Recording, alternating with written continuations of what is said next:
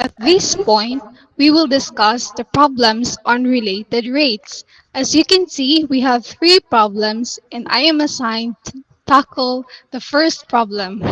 Next slide, please. So, we have the problem number 1. A pebble is dropped into a compound, causing ripples in the form of concentric circles as shown in the figure. The radius r of the outer ripple is increasing at a rate of 1 foot per second. When this radius is 4 feet, at what rate is the total area A of the disturbed water increasing? So now, we will understand the problem. What is asked? So, we have change of the area of the ripple with respect to time.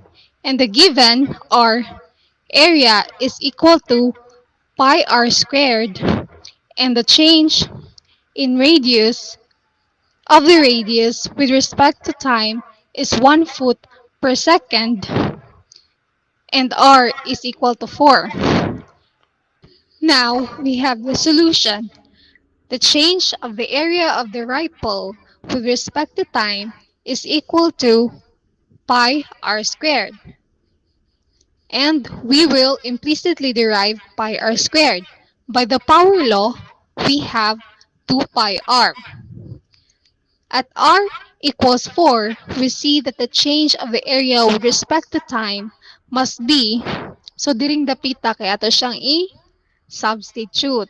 So we have 2 pi times 4. The change of the area of the ripple with respect to time is equal to 2 pi times 4. And we will multiply the given nga the change of the radius with respect to time nga 1 foot per second. And then we will multiply 2 pi times 4, which is 8 pi, and 1 foot per second. And we have the answer, which is 8 pi foot per second. Since we are talking about area, then our answer would be the change of the area of the ripple with respect to time is equal to 8 pi foot squared per second. And now, we will continue to item number 2 to be reported by Miss Honey Grace Lawas. Thank you so much and have a good day, everyone. So now, let's proceed to problem number 2.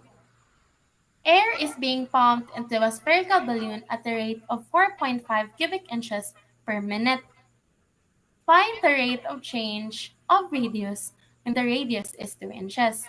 So, unsay gipangita? Ang gipangita kay ang change of radius with respect to time. Then, ang given nato ay ang change of volume with respect to time, which is given nga ri 4.5 cubic inches per minute. So, walay pagdugay-dugay, diretso na ta sa solution gyud. So, ang formula for the volume of the sphere is equals to is equals V is equals to 4/3 pi r cube.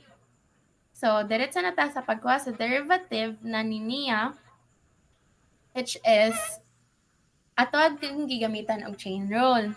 Mo nang ang kaning 3 nga ri, ato ang gibutang nga ri, and then ang 3 ang kanang 3 nga ri kay minusan pa natog 1, which resulted sa derivative nga 4 pi r squared, and then dr dt, and then mo diretso na pud ta og gamit naning kuan nakuha nato nga derivative og substitute sa radius nato, which is 2 inches.